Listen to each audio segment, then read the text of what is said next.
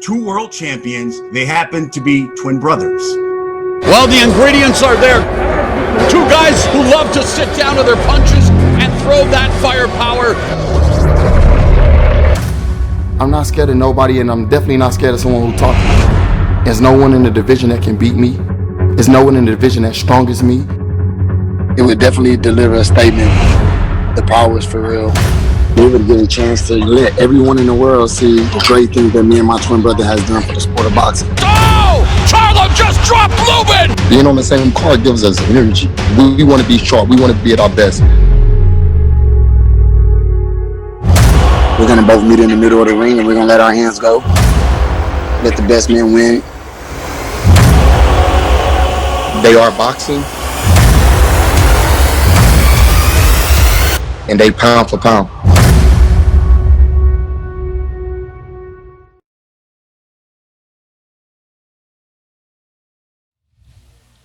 Hello and welcome to the Mohegan Sun Arena in Uncasville, Connecticut, as we gather today in anticipation for Saturday's Showtime pay-per-view event, the Charlo Doubleheader. Hello, everyone. My name is Luke Thomas. I am joined by Brian Campbell, both of us from CBS Sports. Brian, I just mentioned it. You can see it back there.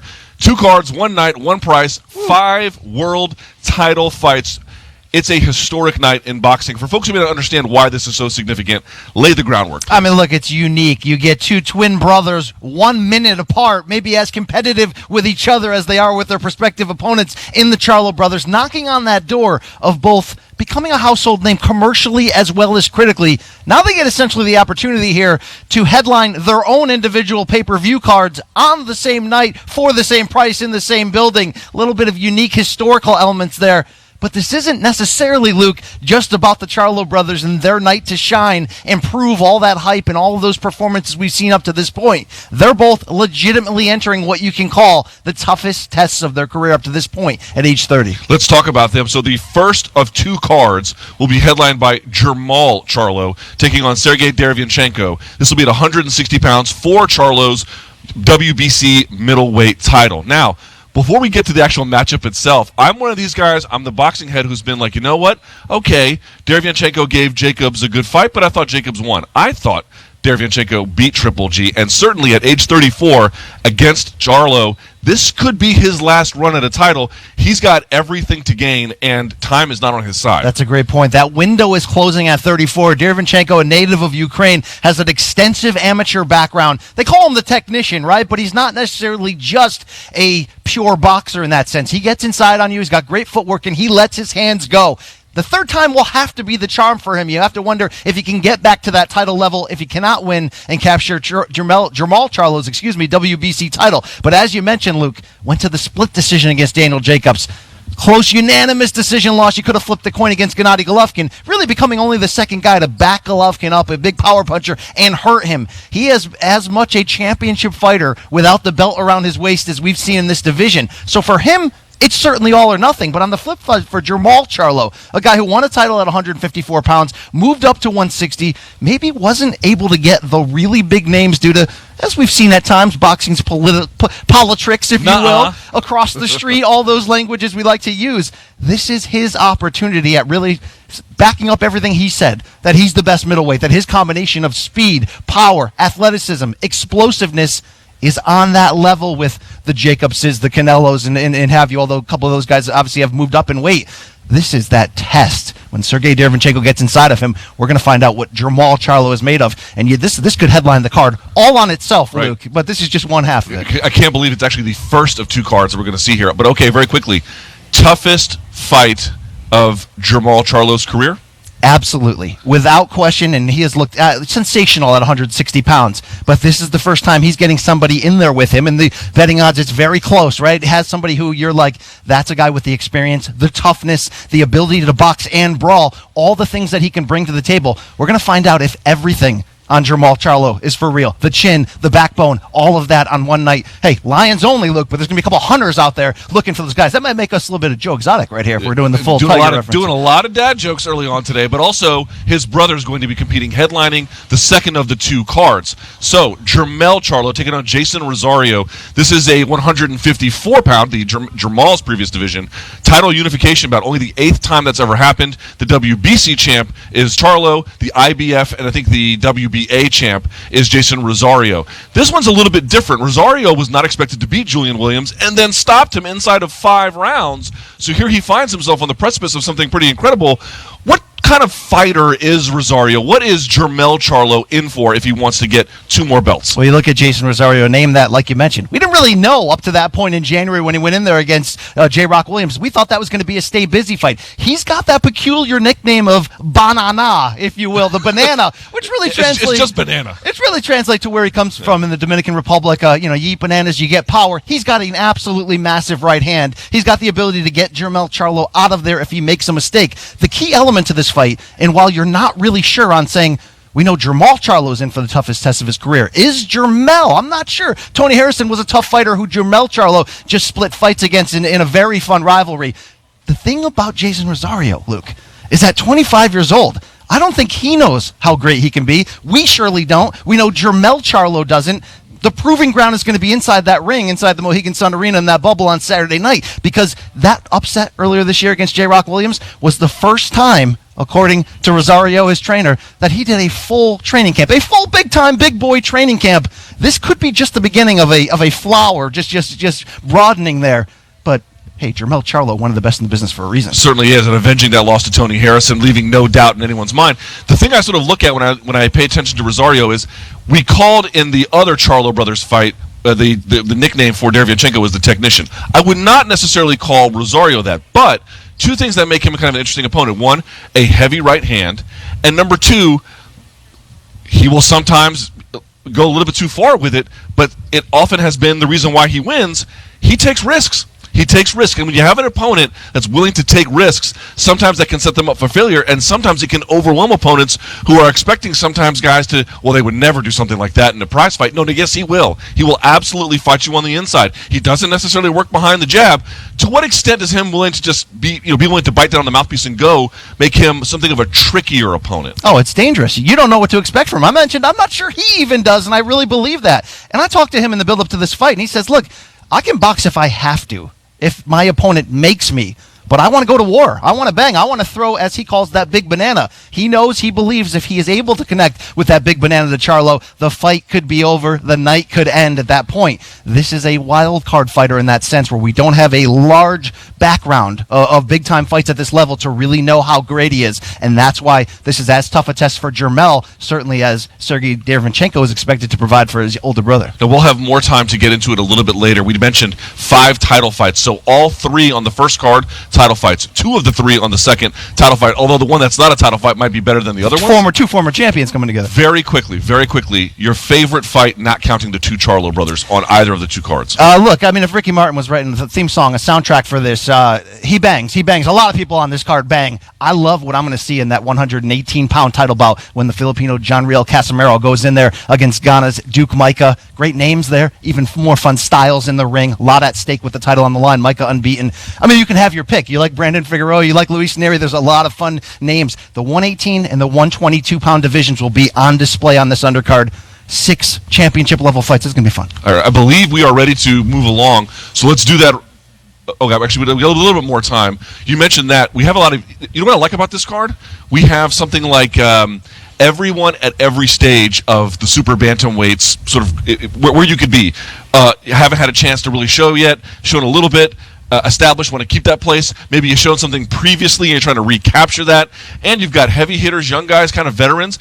What does it say about the 122-pound division that you can do this all even on one card? It says how much fun it is. Look, this is the division that through the years hasn't in the States been a real sexy money division. You haven't had a lot of American fighters in there. That has changed. Right. Most of these fighters right now operating under the PBC banner. You can see them on Showtime. You can start to build the matchups and almost have an unofficial bracket and tell stories. We're going to have Brandon Figueroa going in there defending his title against Damian Vasquez. We're going to have Luis Neri, the big puncher from Mexico, moving up into this weight class. Maybe they'll fight each other down the road in a unification if they win there. There's the beginning. You know what you're building to now for the winners, and that's fun to see. Okay, I think we're ready now, if I'm not mistaken. So let's do it. Brian Custer is waiting to get this whole thing started. Let's go to him now. Well, welcome everybody to this official press conference for what will be a spectacular and certainly a unique double main pay-per-view event. It's going to come your way Saturday. Showtime pay-per-view is bringing you, in essence, 2 3-fight cards. So you're going to see a total of 6 fights on Saturday night. Meaningful fights. Fights that have high stakes attached to them. And out of those 6 fights, 5 of them world title fights, with each main event being headlined by one of the Charlo brothers, as they will be defending their WBC world titles. Again, a special time too. So get to your TV, get to your device early. We're going to kick things off at 7 p.m. Eastern. That is 4 o'clock Pacific time. And of course, Jermall Charlo taking on Sergiy Derevyanchenko, the #1 ranked contender. They will headline the first 3 fights. And then we will have a short 30-minute intermission. It will, of course, be hosted by my colleagues who you just saw from Mortal Kombat, Brian Campbell and Luke Thomas. And then followed by another 3-fight card headlined by Jermell Charlo as he defends his title, taking on the unified champ, Jeison Rosario. A unification fight at 154 pounds, and all 3 belts will be on the line for that main event. You're probably wondering, how can I get it? Well, you can get it. And for you, if you're new school, you're into streaming, we got you covered, because you can purchase the fight right now. You can do it on the Showtime app. You can do it on your smart TV. You can do it on Apple TV, your iOS devices, Fire TV, the Android mobile, your Android TV, Chromecast, Xbox, Roku, whatever you want, whatever way you want to stream, we got you covered. You can order it there. Or if you're old school like myself, you can just go right through your cable provider, your satellite pay-per-view provider, or you can just do it online at Showtime.com. Before we talk to some of the fighters, certainly want to acknowledge some of the people who helped us bring this event to fruition. Let me start with the president, of course, of sports and entertainment here at Mohegan Sun, Tom Cantone. Thank you very much for all that you've done to help us put this together. Thank you very much. Mike Mazzulli. Of course, he's the director of athletics and regulations here in the state of Connecticut. Thank you. And, a Hall of Famer, a guy who was a tremendous matchmaker. He's been doing a phenomenal job now as a promoter, Tom Brown, and, of course, his team from TGB Promotions.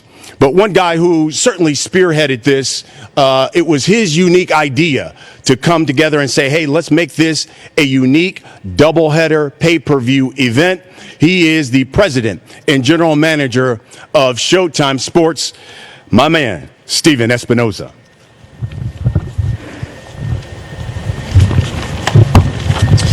Thank you, Brian. These are unprecedented times. We've heard that so often that it's become a cliche, but it still remains true. What we used to take for granted, what used to be simple, is now a lot more difficult, a lot more complicated. Boxing has adjusted, but this Saturday will be a new experience. This is the first post-pandemic big pay-per-view here in the U.S. It's different, it's challenging, it's difficult. And I'd first like to acknowledge all of the fighters and their camps for cooperating with us, complying with the protocols, for meeting this challenge. It would have been easy for these guys to say, you know what, we'll wait until it opens up and things are easier to deal with and we're not in lockdown. That's not what they did. To a man, each one of them said, nope, we'll take the challenge. Whatever it takes, we want to get in the ring. We want to bring the sport back. We want the sport to have big fights. And that's what we have Saturday night. The fans have spoken, and we listened. Fans wanted the best fighting the best. Well, we've got that. We've got the number 1 and number 2 fighters at 154 pounds. We've got the number 1 and number 2 fighters at 160 pounds. You wanted a high-quality undercard? Well, that's done. We got 3 of 4 undercard fights for world titles, and the 4th is a title eliminator. More value for your money? Well, without question, this is not just the biggest pay-per-view card of the year, but certainly the most value. I've worked in the sport of boxing for 20 years now. I've never been involved with a card that has this level of quality, that has this level of star power. Headlining, of course, are the Charlos. We are proud that they are returning home here to Showtime. They came of age on Showtime. Jermall has made 10 appearances. This will be his 11th on Showtime. He started on SHOWBOX, graduated to Extreme, and has been on Championship Boxing 7 times. Jermell, for his part, this will be his 13th appearance. He also started on SHOWBOX. We also have 2 other SHOWBOX alumni on the card. Derevyanchenko and Daniel Roman also fought on SHOWBOX, and we're proud at the role that Showtime has played in all of their careers. Now, these main events speak for themselves. But when you have a card with champions like Danny Roman, Luis Neri, Brandon Figueroa, or former champion, former unified champion Danny Roman, fan favorites, action fights, this is the fight fans fight card. Top to bottom, can't miss, action guaranteed. We will see you all on Saturday night.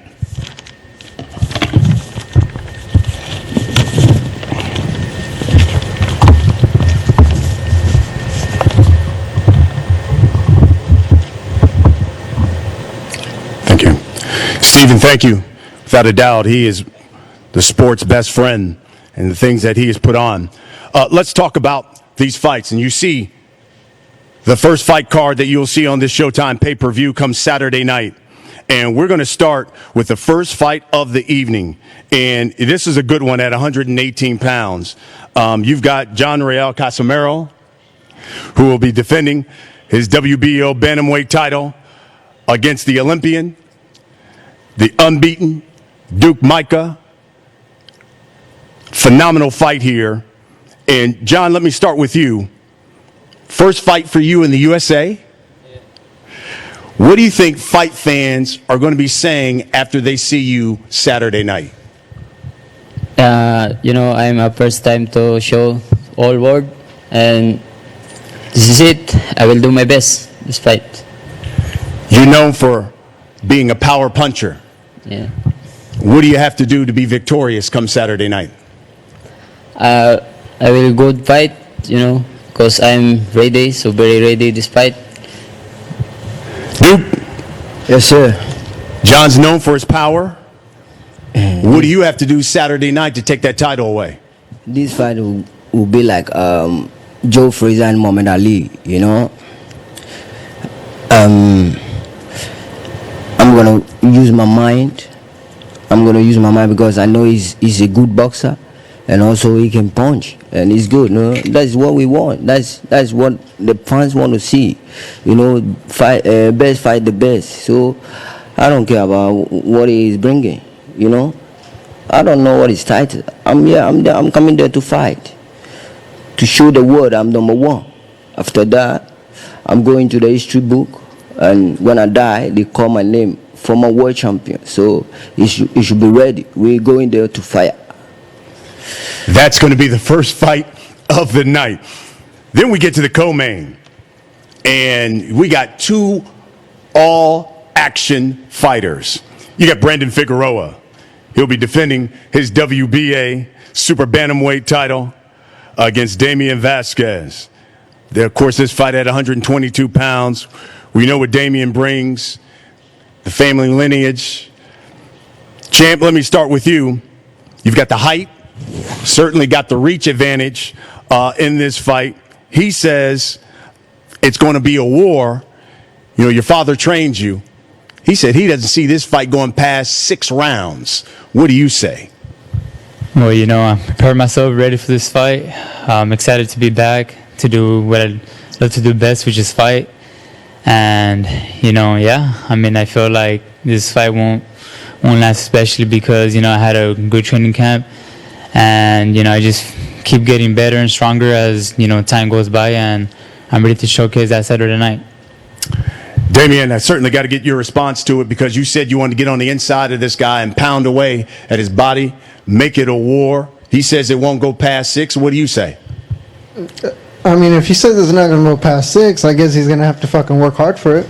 Because I want to make sure, it's going to be a fucking all-out war. And, nothing against the Charlo twins, but I want to be the fight of the night. So, may the best man win, to be honest. And which is going to be me, so, that's plain and simple. That's the co-main of the evening. And so now we get to the main event. Jermall Charlo, the WBC middleweight champion, be making his 3rd defense of his title, taking on the #1 contender, and Sergiy Derevyanchenko. Champ, Canelo, Triple G, generally, when people talk about 160 pounds, they say those guys, top 2 guys in the division. Does that and will that change come Saturday night after they see you fight? I'm the best in the world, and Saturday you guys get a chance to see it. Sergiy, you certainly fought for the world title a couple of times. This will be the 3rd time.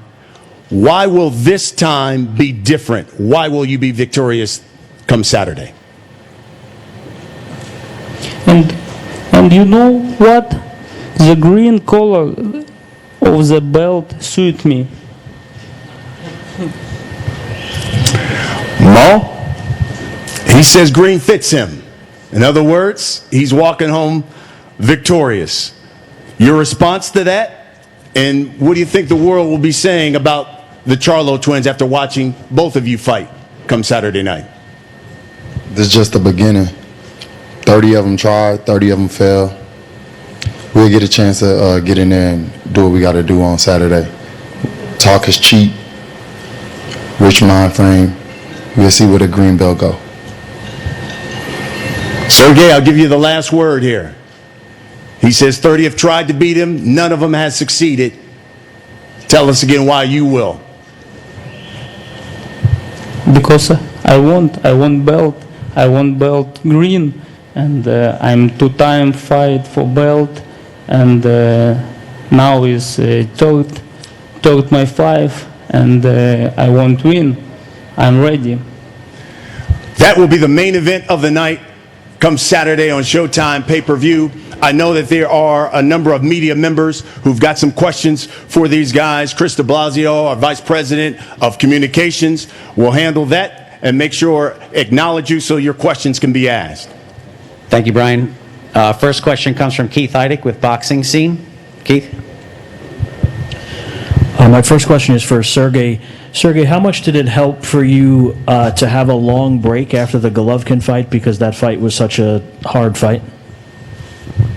How it helped me? How did it help you to have such a long time off since the Golovkin fight for you to feel better? I'm good rest. I'm good rest. I'm relaxed.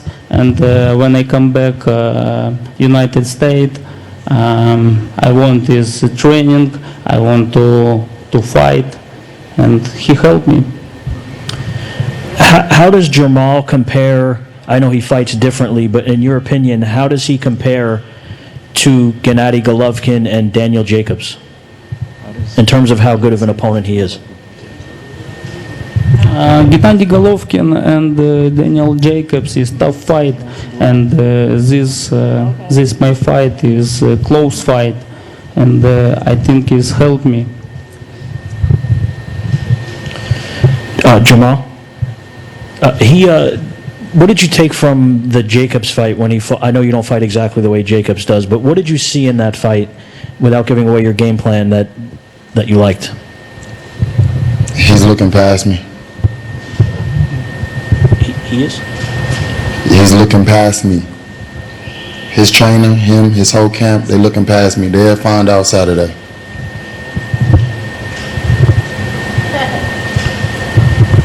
Okay, thanks, Keith. We have a question here from Zoom. Matt Young is first. Matt, if you can unmute yourself and ask your question, go ahead.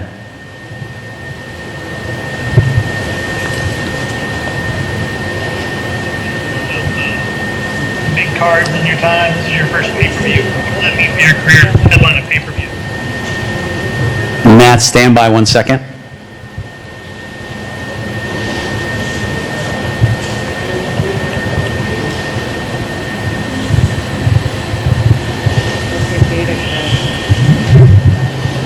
Okay, Matt, go ahead one more time, please.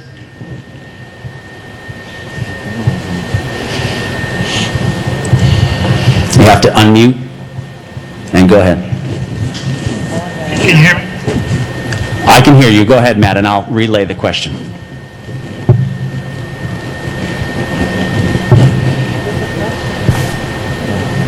Matt, go ahead.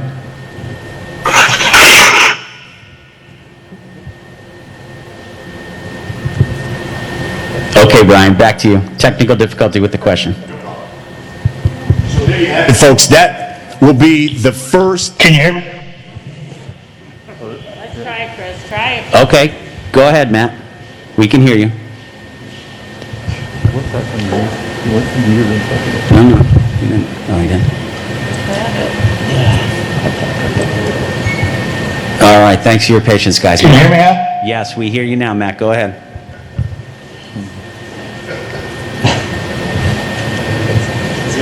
It's Matt?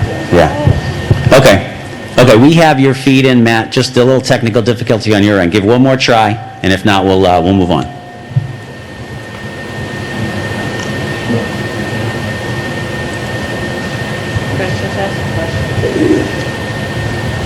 Okay, we're going to move on. Go ahead, Brian. Got it. Thank you. Let's get the main event. These guys to face off. Jermall Charlo and Sergiy Derevyanchenko. Thank you.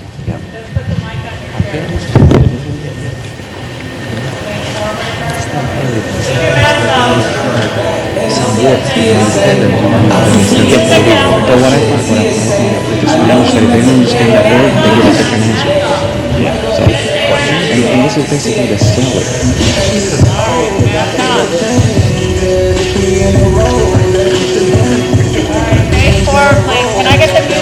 Luke, we've seen the main event participant stand up. Jermall Charlo, Sergiy Derevyanchenko, the WBC middleweight title at stake. How about that stone cold look from Jermall out there? You know what's amazing? He's got a bit of a, and let me explain this very quickly but clearly. He's got a bit of a victim complex, but not in the kind of woe is me way, the kind of I'm going to show you who I am kind of way, which is the best kind actually to have. Derevyanchenko, you know, it's hard to trash talk in a second language, and he does all his talking in the ring anyway. I got to say, though, and I know it's protocol, you got to do it, the commission makes you do it. Face-offs in a COVID era, not quite the same.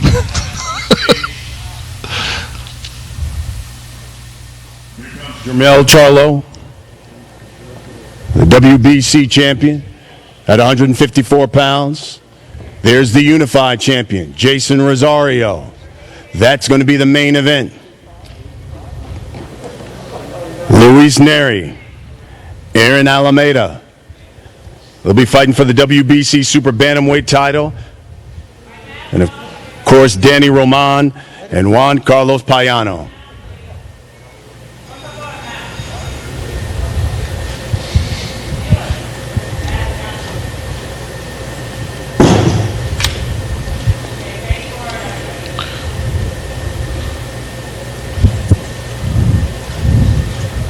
Five world title fights coming your way, folks, on Showtime pay-per-view come Saturday night.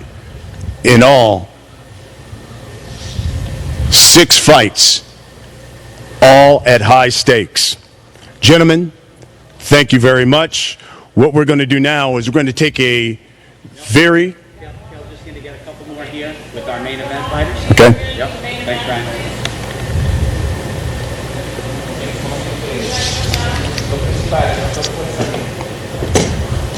All 12. Let's get Jermell of the fighters. And Jaison, come down. On Saturday night's pay-per-view card, posing on the stage. Look, there's a little bit Quite of the sight. throwback feel for this card from the Yeah. standpoint that you don't have to set your timer to be ready for the co-main or the main event. This is all killer, no filler. You're seeing some hungry gentlemen up on the stage for this card. Yeah, again, I love for some people, I think it drives them a little bit crazy in the worst way.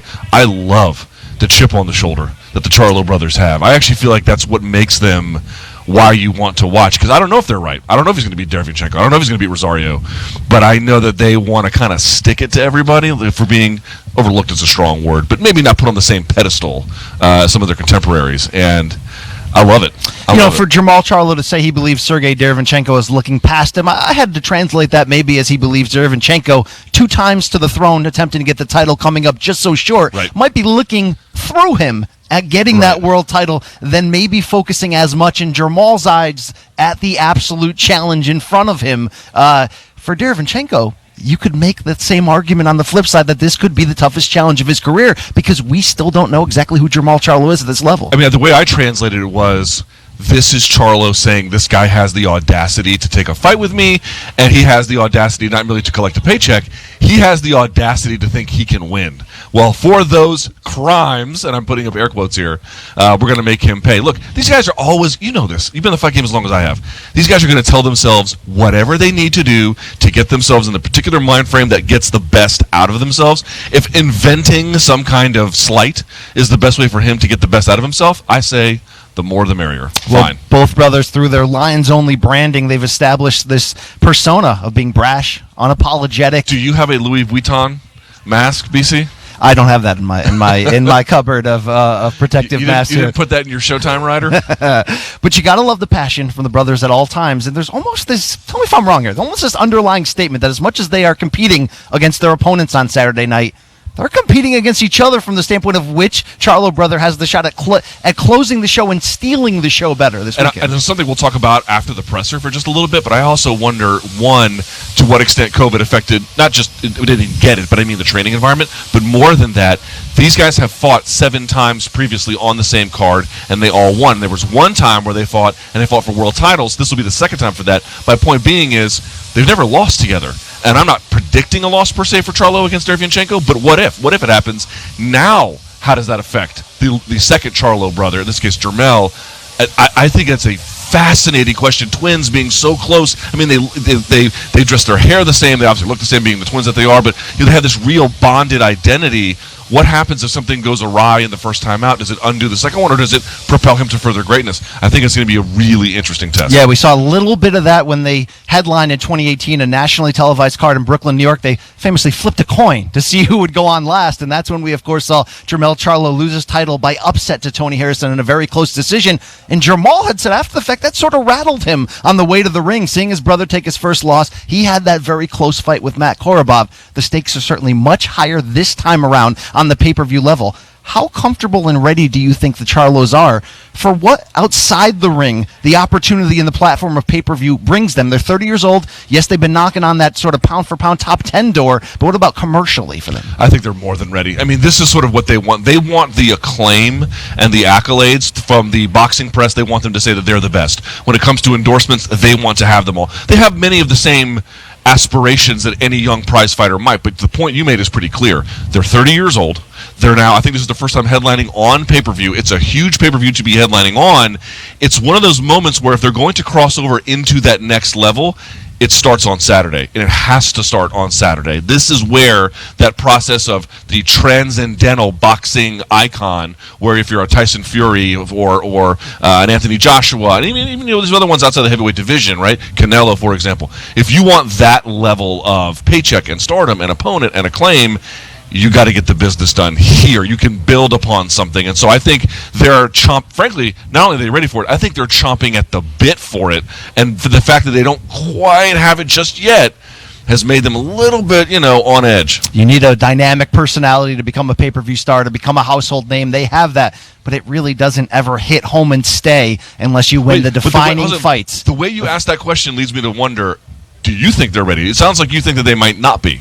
No, I believe they're ready. I believe they've been ready since they turned pro. Okay. You know, a little bit less than a year apart in 2007 and 2008. The chip on the shoulder, the drive, the want to be great. And like we mentioned, we'd seen Jermell come back from that close loss to Tony Harrison, get the knockout in the rematch. You got to earn it in the ring. You may be able to sell it in front of the cameras and get people to look at you, but they're not going to keep coming back and paying for you unless you deliver. They're going to get that opportunity. How about the second main event, though, when we get Jermell Charlo, Jeison Rosario, 3 of the 4 junior middleweight titles at stake. How hot is 154 pounds right now? It's amazing. This is one of those things where and it's a bit of a soft spot for me. I am from Washington, D.C., so Jarrett Hurd loses in a way he was not supposed to J-Rock. Then J-Rock, in his first double title defense, essentially, loses to Rosario. So Rosario finds himself here against Charlo. It's one of these divisions where, this is what I mentioned before when we started at the top of the show, it's like, do I think that Rosario is the technician that, I don't know, pick your favorite technician in this division or any other? I don't think that that's exactly what his calling card is. But the dude's got guts, and as I said in Stripes, guts is enough, man. It is truly enough, especially when you got a powerful right hand. And so I'm very, very curious to see if he can just sort of rattle Charlo a little bit, who is, I think, very skilled, very athletic, very powerful, although the bigger brother of the two, obviously the more powerful one, I would argue. But still, nevertheless, such an interesting division and a lot of different ways you can go with this one frankly, if either guy unifies the titles. We know that Erickson Lubin, who won last week on Showtime against Terrell Gausha, he wants a crack. Became the mandatory for the WBC title that Jermell Charlo currently owns. But you look at this division, former champions galore, Jarrett Hurd, Julian Williams, Arislandi Lara. You got the Tony Harrison, you got the great contenders like a Brian Castano. There's going to be no shortage of great fights to make after this point. But what's interesting is Rosario's coming in as almost, in some ways, if you count the hardware, the more accomplished fighters coming in with 2 belts, right? The winner's going to have 3 or 4 titles. Winner is going to sort of be in control in the pole position at super welterweight. Yet Rosario's carrying that sort of upset-minded underdog mentality. Maybe it's because he wasn't supposed to beat J-Rock, and now he's in the spot. But how dangerous do you think that is for Jermell when you're facing off against a guy who, like I mentioned, he may be the champ with 2 titles, but he almost has nothing to lose here? Right. It's sort of, he was never supposed to be here. And now he's here with not 1, but 2 of those belts, and off that momentum from the J-Rock win, which, by the way, you know, I thought J-Rock was winning basically the majority of the rounds up until he essentially wasn't. But what kind of gets me is, you know this as well as I do, Brian, covering the fight game. When you get a guy as young as Banana, which I'm going to say because I can say it in Spanish with an accent. Come on, hit us up. You got to give it to us. Banana, but it would be, the point is this. When you're 25 years of age, I mean, the Charlos are 30, right? I'm not saying they can't change tactics or strategies and get better, they can. But when you're 25, you're better fight over fight. And now you're just in this athletic development stage where you can really begin to put things together in dramatic turns. You add to that the thing you alluded to, the belts on his shoulders, finally getting some momentum in his career. He's on a main event on pay-per-view after the pandemic in a doubleheader. These are all probably signs to him. It's like, you know what? I do belong here. I want to stick it to you. So I think that it's really going to be his drive and his will to win is going to be something that I don't think you could overlook. It's the proliferated belts era, but fans have to be lucky right now that the majority of the fighters at 154, the contenders, the ones that matter, are under the PBC banner. We're going to see them Saturday nights, one of the, maybe the biggest one you can make. Let's go back up to the stage to Brian Custer. Let's hear from the fighters in the second of the 2 pay-per-view cards on Saturday night. Brian, Luke, thank you very much. Again, on Saturday night, after you see the first 3 fights of the night, you'll see Brian and Luke in Mortal Kombat. They'll review what happened in the first 3 fights, and then they will preview what we're about to see now, the last 3 fights of the evening. And, of course, it's capped off in the main event with Jermell Charlo taking on Jeison Rosario. Unification fight at 154 pounds. And these fights, especially these 3, very meaningful fights. In fact, the first one, high stakes on the line. Danny Roman, the former unified champion, taking on another former champion in Carlos Payano. This, a WBC Super Bantamweight title eliminator. And Danny, let me start with you because, you know, you were quoted as saying you anticipate this is going to be an explosive fight and one that you don't believe will go the distance. Tell us why. Yes, sir. Just coming off from losing the titles, I mean, that made me even more hungrier than what I was before. I'm going against a quality fighter like Payano, and I mean, how I am right now, how I got ready, I don't think it's going to end up going to distance. Yeah. Our Felix De Jesus will do the interpretation for us. Mi hermano. If you could ask Juan, Danny doesn't anticipate the fight going the distance, but you're moving up 4 pounds here to 122. Will you carry your power with you into this fight, into this weight division? Bueno, yo aquí no vine a hablar mucho, solo vine a hacer mi trabajo el sábado por la noche y se verán los resultados. Esperemos que vean, disfruten de un buen espectáculo este sábado y hablaremos el sábado. I didn't come to talk too much at this press conference. People will see the results this Saturday. I'm ready, and the power will come. It's the first fight of the night, folks, that you'll see. And then we go to the co-main. Luis Neri, Aaron Alameda. And this is going to be a phenomenal fight as well. I mean, anyone who has seen Luis Neri fight knows that he can bang. He comes after it. Aaron Alameda, unbeaten, making his U.S. debut. Luis, we'll start with you. Do you believe your power will be the difference in this fight? Luis, ¿tú piensas que tu poder será la diferencia en esta pelea? Mi poder y mi técnica arriba del ring pienso que me va a sacar adelante, además de mi preparación. Not only my technique, my strength will also play a part of it, and it's going to have me win this fight. Aaron, first time for you fighting here in the States. First time really fighting someone on the level of Luis Neri. What do you think boxing fans will say about Aaron Alameda after watching you fight Saturday night? Primera vez que va a pelear en Estados Unidos, Aaron, contra un oponente tan fuerte como Luis Neri. ¿Qué van a decir la gente después de la pelea de Aaron Almeida? Pues van a conocer a quién es Aaron Alameda. They're going to know who Aaron Alameda is after the fight. That's the co-main. And now we come to the main event. Unification fight at 154 pounds. We're fighting for supremacy of the division. The WBC, the IBF, the WBA belts all on the line. Jermell Charlo, unbeaten, taking on Banana, Jeison Rosario. Mel, do you believe Saturday night is the beginning of legacy signature fights for Jermell Charlo? Well, Saturday night is going to be my history-making phenomenon that I'm going to put on. This is something that I've always wanted for. This is something that we've been training for. All of these fights that I put in, and now is the time. Now is the time. It's major. Jeison, how much are you looking forward to proving to the boxing landscape that victory over J-Rock was no fluke and that you're the top dog at 154? Jeison, qué ansioso está de enseñarle al público de boxeo que esa pelea frente a J-Rock no fue de casualidad y que tú eres el número 1 en esta división.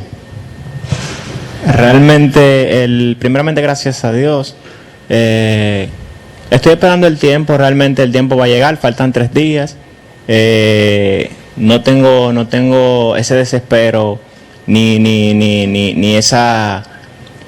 esas ansias de que la gente sepa antes del tiempo. Realmente el 26 la gente se va a dar cuenta que no fue coincidencia, no fue suerte, ni fue una noche buena. First of all, I want to thank God. The second thing is I'm not anxious, I'm not desperate. I know there's 3 days till the fight. I'm ready. I prepared, and people are going to know that day that it wasn't a coincidence that I beat J-Rock the way I did. Mel, I'll ask you the same question I asked your brother. At the end of the night Saturday, what do you think people will be saying about the Charlo brothers? They can't wait to see the Charlos fight again. That's going to be the main thing. You know, we come to fight. We prepare well all our life. We challenge all our life, and now is this time.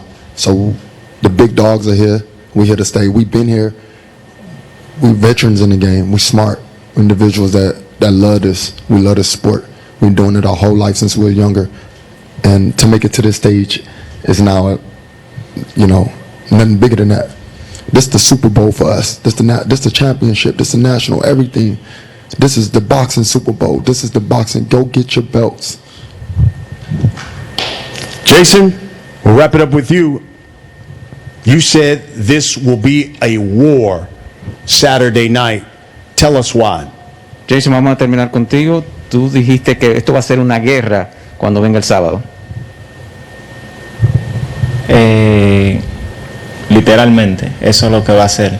Yo lo que soy es un guerrero. Sé pelear, voy a venir a pelear y voy a buscar la forma de ganar.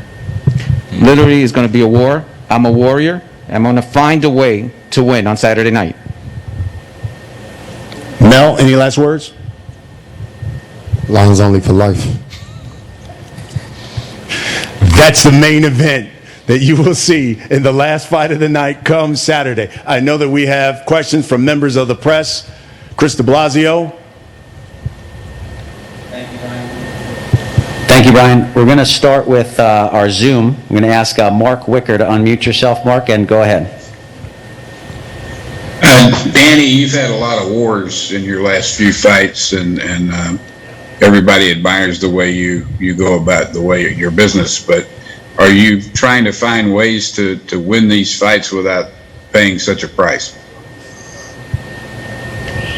I mean, that's my style, you know. I try to bring the best of me and try to make my fight the fight of the night.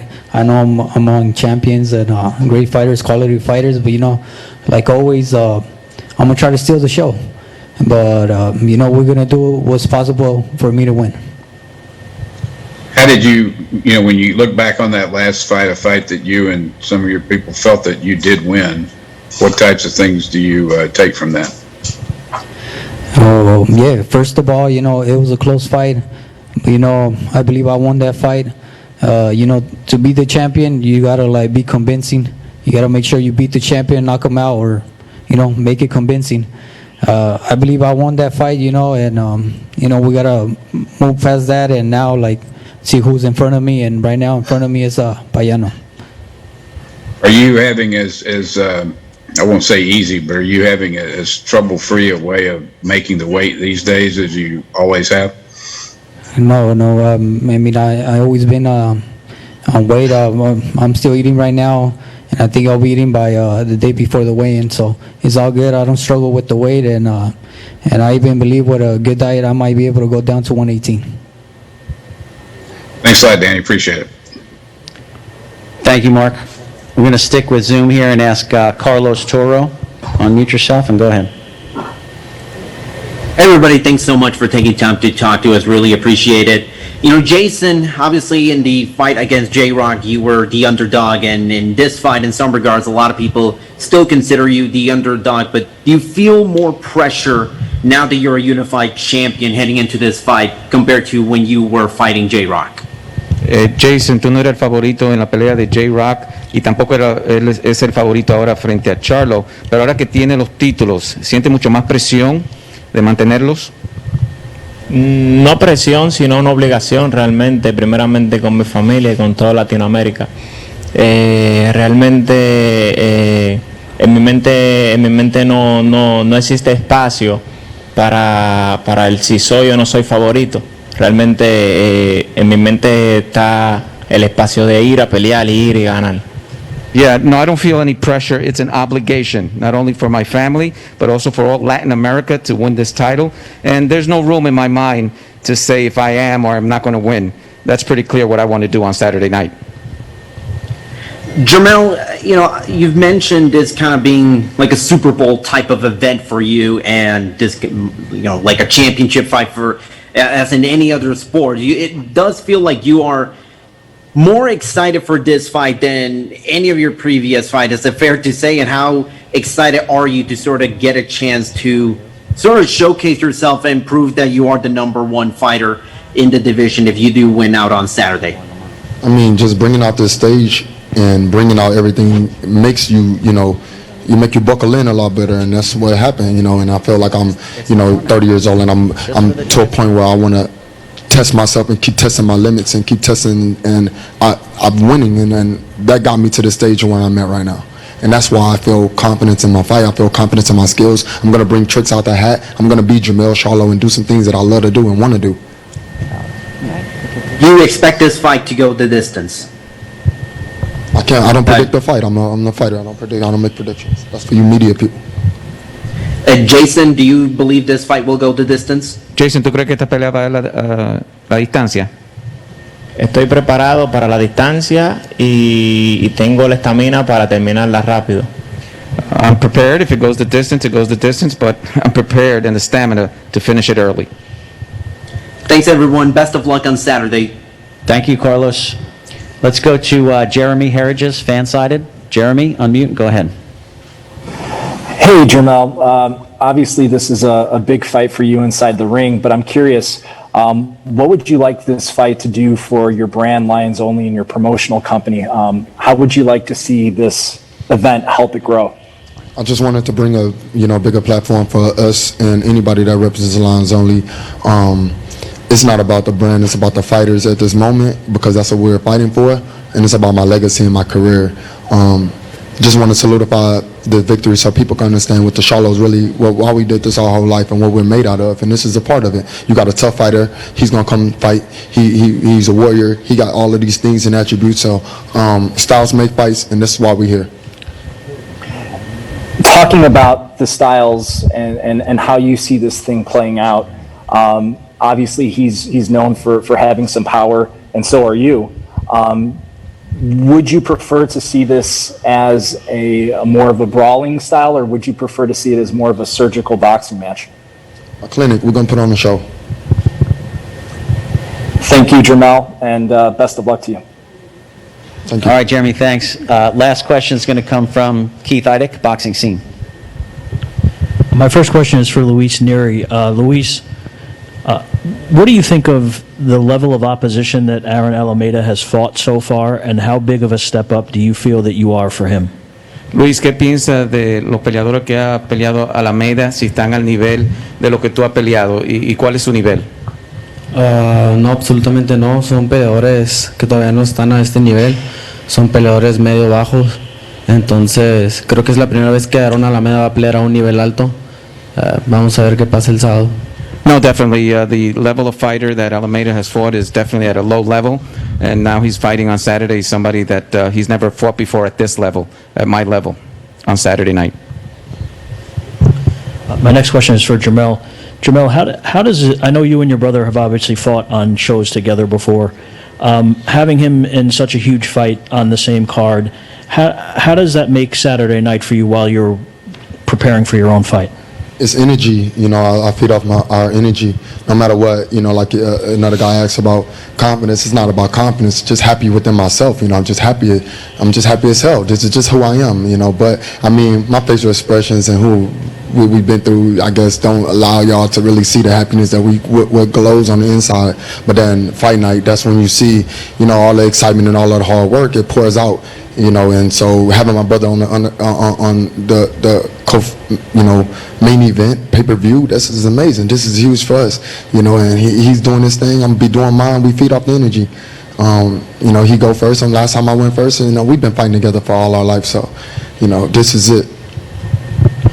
I know you expect him to win, obviously, but what are your thoughts on his fight against Derevyanchenko?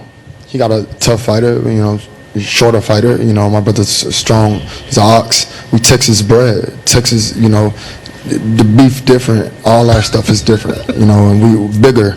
It's massive. We're strong. We're animals. We fast. It's different.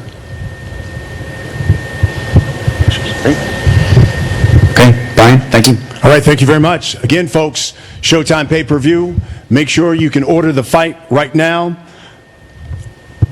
This is going to be a historic, special, spectacular night. 6 fights, 5 of them world title fights, but all of them meaningful fights. Don't forget about the weigh-in, which comes your way on Friday. So we'll certainly see you Friday afternoon. And then Morning Combat, those guys will be there right in the middle of these fights. So you want to stay tuned, because Brian and Luke will bring you everything. They review the first 3 fights, preview the last 3 fights.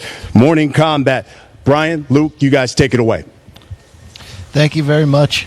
BC, I'm fired up for both halves of this, but to see the excitement and to hear it, especially in Jermell Charlo's voice there, calling this the Super Bowl sort of moment in his career. Love that. And saying, we're different. The beef's different down in Texas, according to Beef is Jermell. apparently different in Texas. But so again, we go back to the chip on the shoulder. It's interesting, though. He sort of says it's an inner glow. I like the way he described it. They have tasted enough success at every interval of their career to enjoy what they've built, and yet to wonder, well, wait a second. How far up the ladder can we actually go? And so I think that's what he's talking about. Look at what we've built. Look at where we've come to. But now we have these other stages in front of us. Also, Jermell, a little bit chattier than Jamal here tonight. Or this afternoon, I should say. I don't know exactly what explains that. I don't know if it's a common thing. There's always been a little bit of difference in the brothers' personas. Jamal a little bit calmer. Jermell a little bit more willing to tell it like it is. I see. They say we're not emotional. They're certainly passionate. And they Yes, bring that in correct. the ring. They bring that in front of the camera.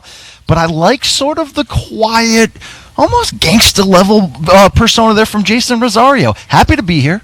And doesn't seem to be putting a lot of pressure on his shoulders. Believes in himself to a very large degree.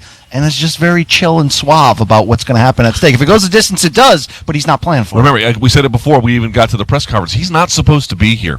He is not supposed to be here. He knows he has not luck boxed his way into it, but found a way, clawed his way, climbed his way. And so now he also, I think, wants to enjoy it. And again, I think he's really at 25 years of age, I think roughly where he is, he's really beginning to believe that, wait a second, I didn't just stumble into this. I didn't accidentally find myself in a co-main event on a pay-per-view fighting for, main event, I should say, fighting for essentially 3 titles up for grabs. This is not something they just hand out to people in boxing. And so he also, you're right, whenever you see the shades where there's no break in between, they go all the way across like an 80s visor, that's when you know they're feeling themselves. The swag was big. By the way, in the case of Rosario, the only boxing titleist from the Dominican Republic. There's a certain level of national pride we haven't even delved into as well. And I asked him about that, what's the celebrity factor like? And he's like, that's not something I'm about. I'm about feeding my kids. I'm about staying humble. A little bit of swagger, though, on the stage. I like that. Yep. He had to walk through some bombs that Julian Williams landed, the J-Rock, the favored fighter, the guy that was supposed to have an easy night at the office to build for bigger things. I like Rosario's size. I like his attitude.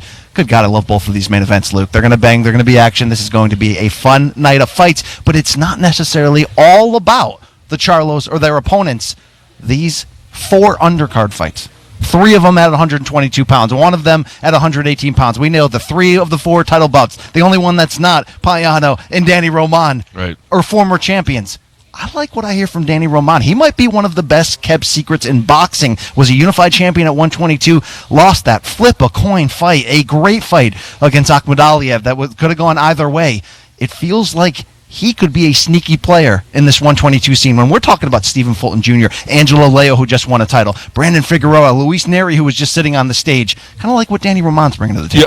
Yeah, I would argue he's a little bit ahead of the guys you named. If you look at most rankings, they've got Daniel, whatever you want to say, somewhere easily top 5, maybe even top 3, and a lot of this competition that you mentioned, not quite there, except for maybe inside of WBO or IBF or whatever the case may be, but independent of all of that, he's sort of one of these top guys. I actually love the answer he gave to the question. It's like, hey man, you've been in some wars, like, are you going to adapt your style to not leave such a sacrifice on the altar of athletic greatness?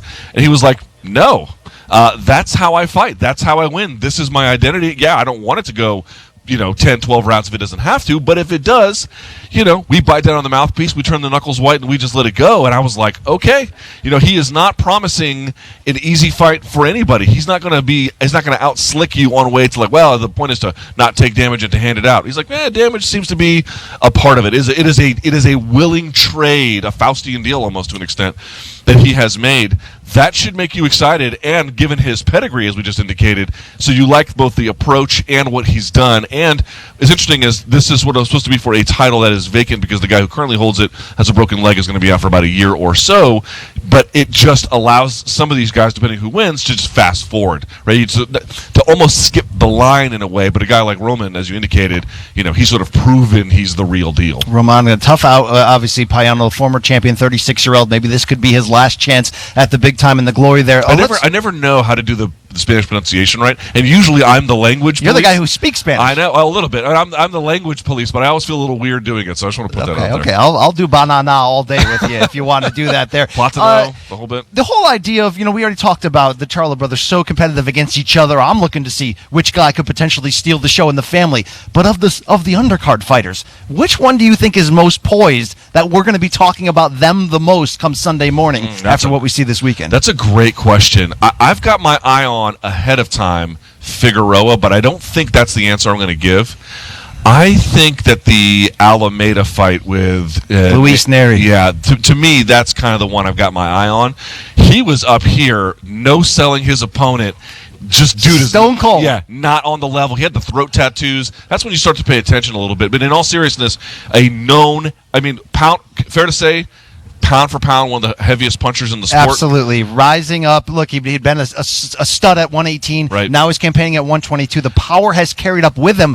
I like the beard, by the way. You're a beard aficionado. Yeah, I am. And he's got that Amish beard, which the Amish beard in combat sports is like all business at all times. But in all seriousness, as they vacuum or whatever they're doing here right behind us, the point I would like to make is that he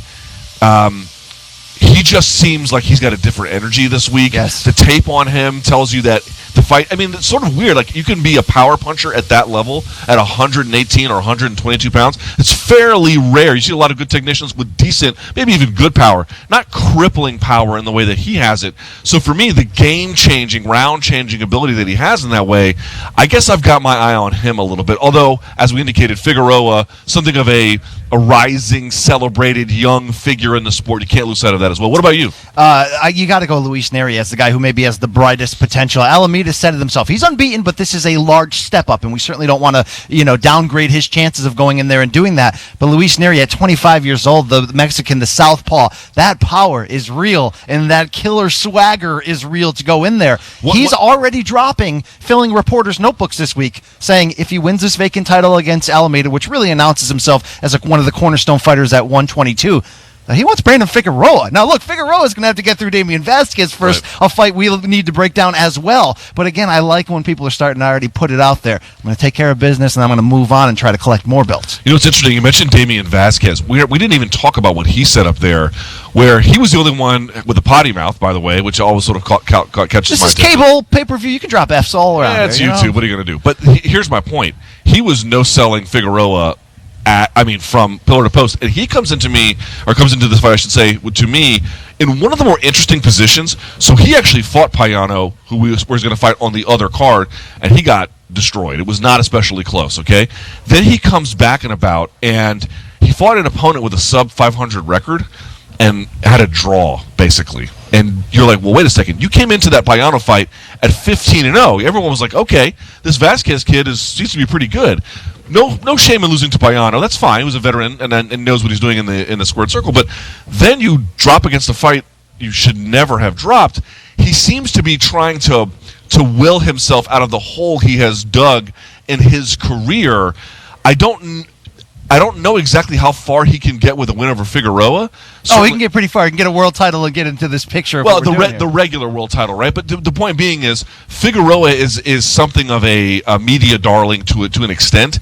And again, I don't know exactly what it would mean for Vasquez to get the win. But in terms of turning the fortunes and the narrative around in his career, my God, you cannot look past that at all. He's a tough body puncher, Vasquez. He's a big puncher, and you talk about the family connections in here. Vasquez, sort of the younger brother of the great Israel Vasquez, who's put forth many a star-studded all-action war on Showtime against Rafa Marquez. The notes say he's his nephew, actually. I've seen cousin, I've seen nephew, I've seen notes saying son. It's in the family, just as Brandon Figueroa, a rising star, is the younger brother of former lightweight champion Omar Figueroa Jr.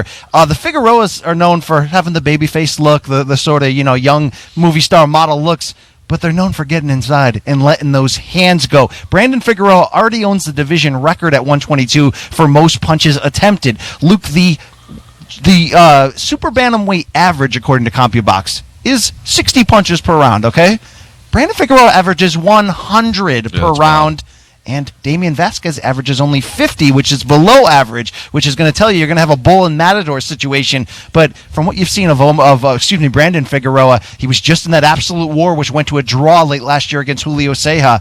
He comes to fight. He's not looking to protect that pretty babyface. I don't know how I feel about it, because if you actually look at his frame, he's like 5'9", 5'10" for the weight class, has a huge reach, and you totally nailed it. He loves to fight on the inside, and you're like, well, wait a second, you're long and lanky, you have a huge reach, and you don't really use it? You just like to smother your own punches? Now, to his credit and to the point you've been making, it has worked for him. It has worked for him quite well, and I don't know that Vasquez's style is necessarily the one to, top over the apple cart, but I would say long term, when a guy has those kinds of appendages and doesn't use them in the way in which the boxing gods have essentially intended for them to be used, you do have to wonder when that might cost him. Is it Saturday night? I don't know. Definitely something to pay attention to. It's not like he doesn't have a jab. He often starts with the jab, right? But then he just pushes him backwards, wraps around him like an octopus, and then it's usually from there on out. You are who you are at the end of the day when things get crazy, when you get to that deep end of the pool, right? I try to keep the diet trim, but I walk into the convenience store, I'm hitting the hot dogs, I'm hitting the rollers, all right? I wanted to talk to you quick, though, about another fight we kind of glossed over. You saw Duke Micah up there. Great name. So glad you brought that up. The unbeaten from Ghana, saying this will be Frazier Ali-like against John Riel Casimero. Them are big words if you're trying to get people to watch your fights. Well, certainly being from Ghana, he has a little bit of, you can imagine that, as we all do, some reverence for the careers of Muhammad Ali and Foreman and everybody else. But here's what I look back at. This is a fight. The records are not clear on this at all, but I believe it's also his first fight in the United States. And I was looking at one of his stats. Here's what sort of stood out to me. He's got 120 rounds over the course of his career. And it's not clear exactly how many fights that is. 15, 20, 24, depends on what record site you look at. His average performance in terms of the length of the bouts, 5.5 rounds. 5.5 rounds. That is not a lot of time. So on the one hand, it tells you, wow, this guy's probably pretty good. On the other hand, you're like, yeah, but the guy you're fighting, he's going to be here for longer than 5.5 rounds. And so when you're making I believe, I have to verify this, an American debut, that kind of a thing, I want to see. I want to see exactly what happens when he gets to the 6th, 7th, 8th round. I don't want to stereotype guys. You come from Ghana. You're talking about guys like Ike Corteo, Zuma Nelson, Josh Clottey. You're talking about Accra, Ghana. You come from Accra, Ghana, and he's going to bring that. He fights out of Brooklyn. He's got Andre Rozier, the noted trainer, behind him. But for Casimero, from the Philippines, 14-fight win streak. Right. You talk about the fight maybe going early or late. He's got 6 of 20 knockouts past the 10th round. Casimero's biggest victories to date, Luke, he's takes some punishment early, falls behind on the cards, and there's almost this Rocky-like comeback. He's hulking up, and he finds his power late and finds the big moments. That is something to watch closely this weekend as we see one banger after another on this loaded undercard. Historic, unique, 2 pay-per-views. Hey, we're going to be there for the halftime show, Morning Combat style. Right? We should tell folks about that. So there's going to be 2 cards, as you know, one price, one night, essentially 2 cards. In between will be an intermission. Brian and I will be there recapping the first card, which of course will be headlined by Jermall Charlo against Sergiy Derevyanchenko. We will then get you ready for the second card, headlined by Jermell Charlo taking on Jeison Rosario, and then everything in between, highlights, results, controversies, blah, blah, blah. Plus, BC, should be noted, we will be back on this particular channel on Friday for the weigh-ins. Also looking forward to that, which is absolutely in our COVID era. A lot to look back upon and get yourself excited, all right? Like Jermell said, the Super Bowl boxing for his career at Saturday night doesn't get any bigger than the pay-per-view level. Happy to be here with you. Thank you so much for watching. Yes, haven't seen you in person since March. All right. Well, I passed my COVID test. I'm ready to go, okay? Let's do this thing. Let's go. Are we done here? We're done here. All right, very good. That is Brian Campbell. I'm Luke Thomas. Thank you guys so much for watching. We will see you for the weigh-ins on Friday, at the intermission on the pay-per-view on Saturday. Until then, enjoy the fights. 2 world champions, they happen to be twin brothers. Well, the ingredients are there. 2 guys who love to sit down to their punches and throw that firepower. I'm not scared of nobody, and I'm definitely not scared of someone who talks to me. There's no one in the division that can beat me. There's no one in the division that's strong as me. It would definitely deliver a statement. The power is for real. We would get a chance to let everyone in the world see the great things that me and my twin brother has done for the sport of boxing. Oh! Charlo just dropped Lubin! Being on the same card gives us energy. We want to be sharp. We want to be at our best. We're gonna both meet in the middle of the ring, and we're gonna let our hands go. Let the best man win. They are boxing, and they pound for pound.